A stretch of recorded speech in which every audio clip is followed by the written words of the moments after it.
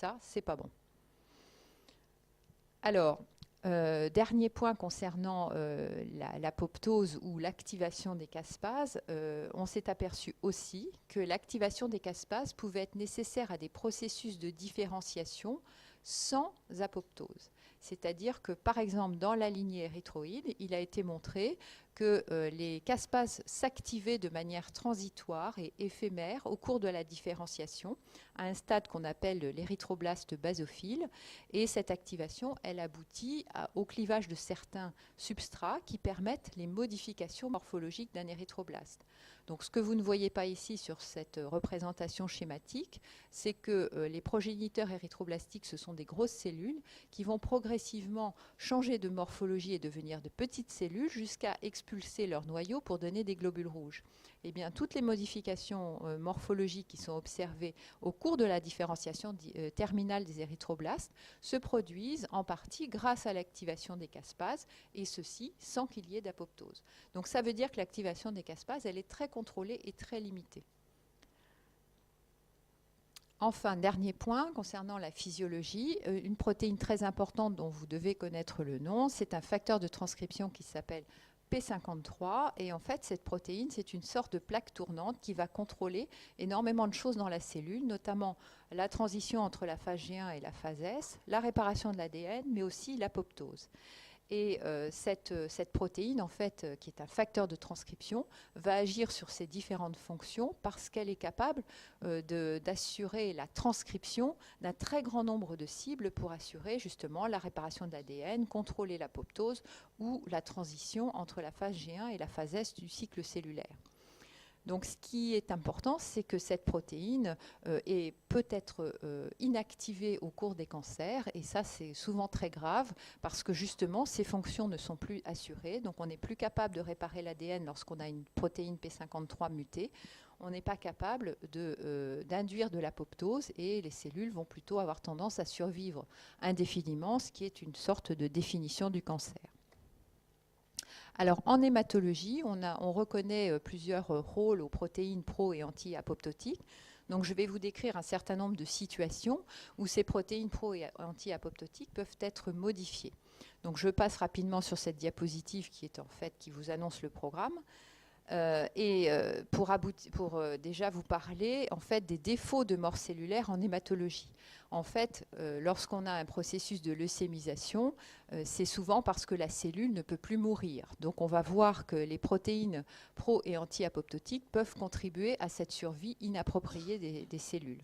Donc on va voir plusieurs circonstances. L'activation d'un oncogène anti-apoptotique, et c'est là où on va reparler de BCL2 abondamment, ou au contraire l'inactivation d'un gène pro-apoptotique, donc je viens de vous décrire P53, et puis ensuite je vous donnerai quelques exemples de coopération entre plusieurs oncogènes qui vont aboutir effectivement à la survie cellulaire inappropriée, et puis aussi la contribution de ces oncogènes à la résistance à la chimiothérapie, et vous verrez que de ce fait, ces molécules deviennent des cibles thérapeutiques potentielles. Donc tout va un peu tourner autour de BCL2 avec aussi une petite diversion vers P53. Alors BCL2, donc on en a parlé, on a dit sa structure. En fait, son nom, quand on le déplie, c'est B-cell lymphoma leukemia 2 gène. Et comment a-t-il été identifié? Eh bien, grâce à une pathologie qu'on appelle le lymphome folliculaire, dans lequel on observe de manière constante une translocation entre le gène BCL2 et la chaîne lourde des immunoglobulines. Donc cette translocation 14-18, en fait, place BCL2 en aval des énonceurs des immunoglobulines, de sorte que BCL2 va se retrouver surexprimé dans ces circonstances de translocation. Donc ça a permis de cloner BCL2, donc vous voyez c'est pas tout jeune, c'était en 1986. Et puis cette expérience très simple qui a été publiée dans le plus grand journal de biologie cellulaire qu'on appelle Cell, nous montre quelle est la fonction de BCL2. Donc qu'est-ce qu'on fait pour cela? On prend une lignée cellulaire qui est dépendante d'une cytokine qui s'appelle l'IL3, et vous voyez que si on met de l'IL3 sur cette lignée, eh bien on obtient sa prolifération. Si on retire l'IL3, la cellule rentre en apoptose. Donc on définit une lignée cellulaire qui est dépendante de l'IL3. Eh bien, les auteurs ont tout simplement rajouté BCL2 dans les conditions de sevrage en IL3 et ils ont obtenu une survie de la cellule sans prolifération. Donc ils ont à ce moment-là défini BCL2 comme un protecteur contre l'apoptose et ils ont défini la notion d'oncogène, puisqu'on l'avait repéré dans une pathologie hématologique, anti-apoptotique. Pas de prolifération, mais survie inappropriée. Alors, comment ça se passe en fait si on regarde le ganglion d'une personne qui a un lymphome folliculaire? Donc ça, c'est un ganglion où on a une hyperplasie folliculaire. Donc vous voyez qu'il y a le centre folliculaire qui n'est pas marqué, tandis qu'ici, dans la situation du lymphome folliculaire, le centre du ganglion est envahi par des cellules qui sont BCL2 positives. Donc les cellules survivent de façon anormale et envahissent en fait ce ganglion, et c'est comme ça qu'on fait le diagnostic de lymphome folliculaire, et aussi grâce à l'identification de la translocation 14-18, soit en cytogénétique sur les cellules malades, soit en biologie moléculaire sur ces mêmes cellules. Alors, deuxième aspect que je voulais vous exposer, donc autre mécanisme oncogénique impliquant des protéines, cette fois-ci pro-apoptotiques. Eh bien, si l'une de ces protéines est inhibée, on ne va pas avoir d'apoptose suffisamment, et donc la cellule va survivre de façon inappropriée. Donc c'est le cas des mutations, des tumeurs qui ont des mutations inactivatrices du gène codant pour P53, donc qu'on appelle TP53, ça c'est le nom du gène. La plupart du temps, les mutations sont inactivatrices bialléliques, c'est-à-dire qu'il ne reste pas une once de protéines normales. Et dans ces situations, en fait, on a des processus de cancérisation, donc des tumeurs solides ou des hémopathies. Et on voit ces mutations P53 dans des situations un petit peu particulières en hématologie, essentiellement lorsque se développe une leucémie aiguë myéloïde après une chimiothérapie ou une radiothérapie. Donc typiquement, c'est la femme de 60 ans qui a eu un cancer du sein et qui va consulter pour une anémie. On se rend compte qu'elle a une leucémie aiguë, et du fait de cet antécédent de chimio et de radiothérapie, on découvre très fréquemment, malheureusement, une mutation P53 et sa survie est de 6 mois. Donc c'est une situation totalement dramatique. Alors d'autres protéines pro-apoptotiques peuvent être mutées. Alors je passe très rapidement sur les mutations qui touchent le gène FAS lui-même. Donc quelques cas décrits de mutations somatiques dans des myélomes ou des lymphomes. Et puis on peut aussi le voir dans les LAM secondaires par extinction de l'expression du gène. Ce n'est pas une mutation, mais le gène est hyperméthylé, donc la transcription de ce gène ne peut pas se faire. Même chose pour APAF1 qui peut être aussi éteint de façon inappropriée par méthylation de son promoteur dans les leucémies aiguës secondaires. Alors, le deuxième point que je voulais vous décrire, c'est que maintenant on sait que les mutations ne sont jamais des événements isolés dans les pathologies hématologiques notamment, mais aussi dans les cancers. Il y a au contraire une très grande variété de mutations. Dans les pathologies hématologiques par rapport à certaines tumeurs solides, en fait, il y a assez peu de mutations. Donc ça, c'est encore quelque chose qu'on n'explique pas beaucoup. Mais il y a plusieurs modèles murins qui ont été établis pour montrer si le fait d'avoir 2 mutations plutôt qu'une seule pouvait aggraver la situation. Et c'est ce qu'on trouve dans la plupart des cas. Donc ici, vous avez un modèle très artificiel parce qu'on ne le retrouve pas particulièrement dans les situations chez l'homme. On a à la fois une stabilisation de BCL2, donc une activation de BCL2 qui est surexprimée dans une lignée cellulaire, et puis en même temps, on a inhibé le gène FAS, et en fait, on a produit chez la souris par transplantation une leucémie beaucoup plus agressive que ne le faisait. Ici, il n'y avait pas de leucémie du tout avec FAS tout seul. BCL2, on voit bien qu'il y a quand même une accumulation de cellules immatures, donc on est en processus pré-leucémique. Et ici, vous voyez qu'il y a des cellules monstrueuses avec des nucléoles énormes, c'est une leucémie. Donc il peut y avoir des coopérations oncogéniques et plusieurs modèles cellulaires en attestent, et des modèles murins aussi. Ici, c'est un autre modèle. On a sémique qui peut s'associer avec plusieurs oncogènes. Et puis, dans ce cas qui est décrit sur cette courbe-là, on a une translocation qui peut provoquer une leucémie à promyélocyte.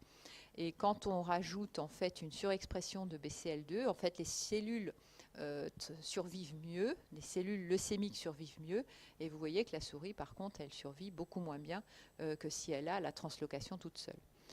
Donc il y a des coopérations entre les oncogènes. Alors à l'heure actuelle, en fait, on essaie d'ouvrir un petit peu le champ d'étude des coopérations entre les différentes mutations qui sont découvertes actuellement.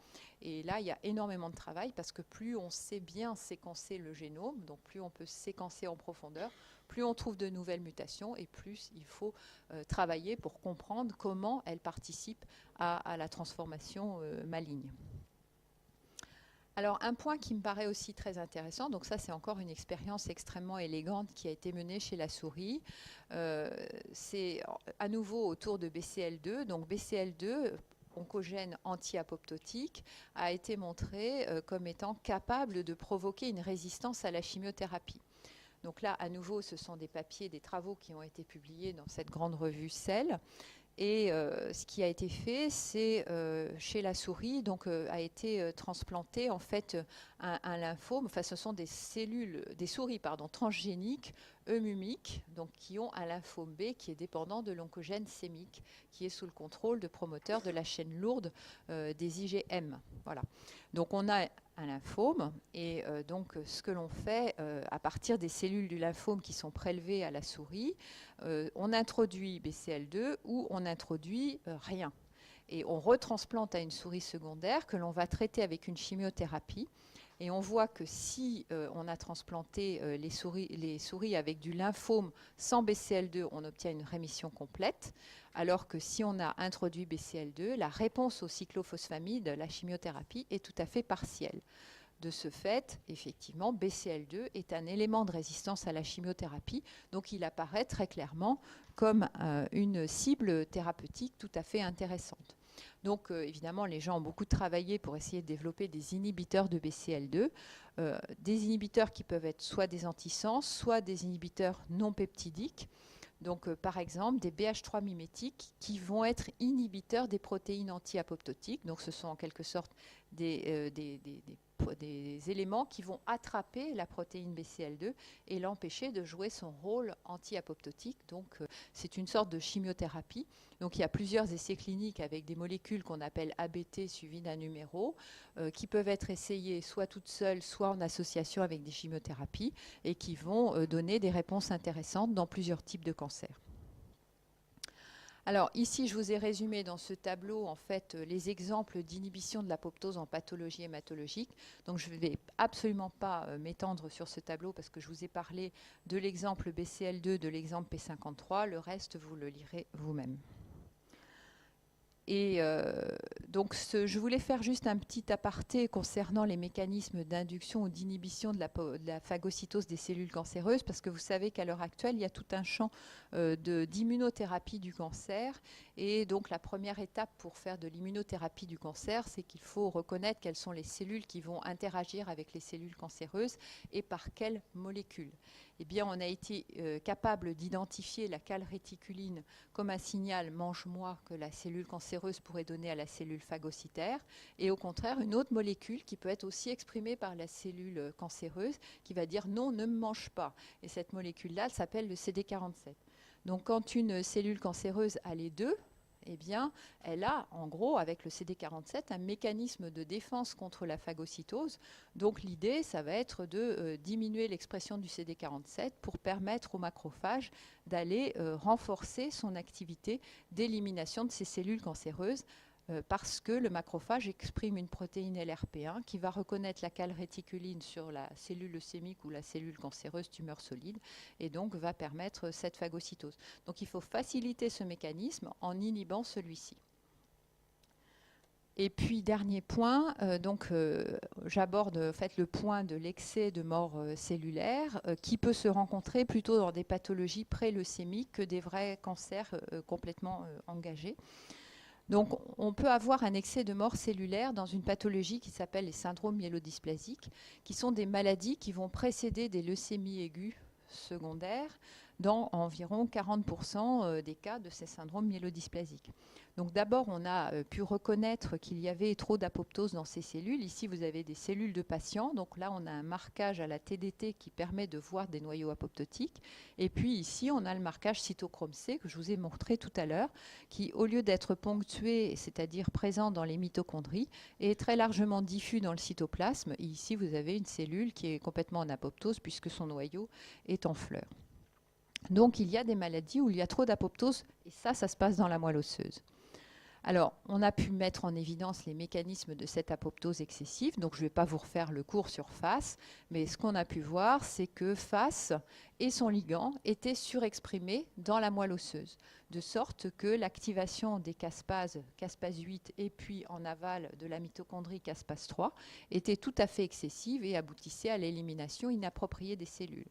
Donc en fait, quelle est la symptomatologie de ces patients à ce stade? Eh bien, ils ont une anémie, ils ont parfois une neutropénie et parfois une thrombopénie. Donc ce sont des patients qui manquent de globules. Et puis, à un moment donné de l'évolution de la maladie, je passe sur ce point, il peut se produire un phénomène de transformation, notamment s'il survient un événement oncogénique secondaire. Et l'événement oncogénique majeur, en fait, c'est s'il y a une activation du gène P53 qui va accélérer la transformation en leucémie aiguë. Donc on part d'une moelle normale qui avait une faible expression de P53. On a un stade préleucémique où on a pu montrer dans certains cas qu'il y avait aussi une apoptose qui pouvait être déclenchée par un excès de P53. Et puis, la transformation en leucémie aiguë survient parce qu'on a une mutation inappropriée du gène P53 qui va toucher les deux allèles, donc inactiver complètement P53 et donc aboutir à la transformation. Et là, le processus est incontrôlable. On rentre très facilement en phase S. Les cellules prolifèrent, ne sont plus capables d'apoptoser, ne réparent pas leur ADN. Et vous voyez ici la courbe de survie. Les patients qui sont mutés ont une survie très altérée par rapport aux patients qui ne sont pas mutés. Voilà, donc en conclusion, l'apoptose, c'est un processus physiologique qui peut être dérégulé en pathologie. Il peut être excessif, comme je viens de vous le montrer, dans des anémies particulières que l'on appelle les syndromes myélodysplasiques. Et puis, il y a tout un tas d'événements anti-apoptotiques qui peuvent être des phénomènes de résistance à l'apoptose, contribuant à la leucémogénèse, contribuant aussi à la résistance aux chimiothérapies.